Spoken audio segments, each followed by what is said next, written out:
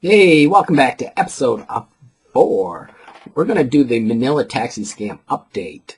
But first, let me just talk to you about a letter that's going around. think it's in England because it had the British pound there. But it's a BT bill email. I'm not sure what BT is, but it came linked to phishing website designed to steal your money and information about you. And basically, they send you a bill saying that you need to pay this bill here and go to this link to pay it and to see your bill. And then they get you money and they get your information and they steal it. So if you receive this email here, do not answer it. And the other day, I talked about the taxi driver in the Philippines who refused to turn his meter on with the lady that I showed her video, and that's gone viral. And he was actually discovered to be Mr. Frederick Kayanan, and he overcharged illegally her. And he was arrested and charged with the following team of the Manila International Airport Intelligence Investigation Division. So the airport actually has its own police force. And basically what happened is the LTFRB, which is a government agency in the Philippines who regulates taxi drivers and transportation. It's like the United States Department of Transportation. But this one actually curtails the licenses of taxi drivers. This is just part of their duties. And one of the things that you need to do as a taxi driver is when you have a person in your vehicle which you are transporting for hire, you need to turn the meter on. And since he refused to turn the meter on and charge her a different price, which was probably 4 to 5 times higher than what was supposed to be charged, he was charged with a crime. So he actually broke the law by charging a fare that was not consistent with the actual fare itself. So I know that this has happened to me several times, and one of the times I was in a taxi and I needed to go to the Mall of Asia, which was, I think, only 150, 200 peso ride, which is about $6, and the driver was like 800, 900, and when I got in, I said, no, it's only 400, 300, whatever, I can't remember, it wasn't very much, and I said, turn your meter on. He goes, it's broken, I can't turn it on, that's what it's going to be. And then so he was actually breaking the law by not having it. Another taxi driver said, oh, you know, it's in the afternoon, so I got to triple the price. It's during rush hour, I need to double the price. I need to triple the price. This is a special ride, I need to increase. So it's just a full-out blown scam. But in defense of the drivers, you got to look at it through their eyes. They actually rent out the cars from the car owner. And they have to pay the owner anywhere from 1,200. That's the lowest I've heard, to 2,000 pesos a day. So 1,200 is roughly $24, and 2,000 pesos is roughly $40. Plus, they have to put in all the gas, and they have to pay for half the maintenance.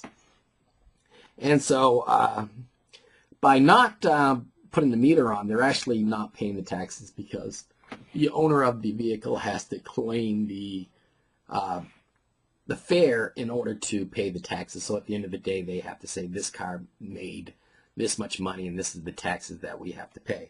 So by not turning on the meter, they're actually breaking the law, and the owner is actually at risk because they're actually defrauding the government, and that's why the vehicle was confiscated. And one of the drives that really, really irritated me traveling was in Baguio, which is in the northern part. I went up to see the Golden Buddha to try to find it, take pictures of it. And those who long-term have actually saw, I think I showed the pictures of it. And he actually really made me angry. And basically what he did was, he saw me get off the bus. I arrived about 9 p.m. I've been on the bus for like, I'd say 6 to 10 hours. I just flew in the night before. I'm really tired. And he's running around like he's got diarrhea, and he's trying not to go to the bathroom, and he's trying to find a toilet, and he's only got about 3 seconds left. So anyways, I got in there and I said, take me to this hotel here, because I just booked it through a friend of mine. He goes, oh, no, that's too expensive. Go to my hotel. I said, no, take me to my hotel. Oh, no, my hotel's cheaper. You got to see. And The whole time, I'm like, dude, seriously, I got a book in, I already paid for the hotel. Just let me get to this hotel. He's, oh no, you go to my hotel, difference. And basically what he's doing, he's getting a commission for the booking. And so what he wanted to do was get me to stay at his hotel or the hotel of his friend, and he would get a couple bucks a night for me to stay there. And I'm all for it, but I already had a room booked, and he was not going to take no for an answer. And so even though I said to take me to this one hotel, he still took me to the hotel he wanted me to go to. And then he, so I mean, I'm really tired. I just went in, I looked at the room, I said, okay, no, now you can take me over to my hotel, which I pay for. And he goes, well, that's $100 a night room, and you're going to lose money. You should stay at my hotel, this hotel. I said, dude, just get me to my hotel. I'm tired. So by the time I made it over there, and he's just complaining the whole time, telling me why I'm making a mistake and why I need to stay at that hotel, and you name it. So finally I get to the hotel, and it read like 101 pesos, $2 or whatever. And he goes, I want 500 pesos now. And I'm like, no, it says 100 pesos on the meter, and that's what I'm going to pay you. And if you have a problem with that, let's call the police. We'll talk about it. 1, and 2, let's call the NTLRFB, and I'll file a complaint against you. Because now you're trying to charge me more money than you was. And 2, you took me somewhere I didn't want to go in the first place. And so I gave him the 100 pesos, and that was it.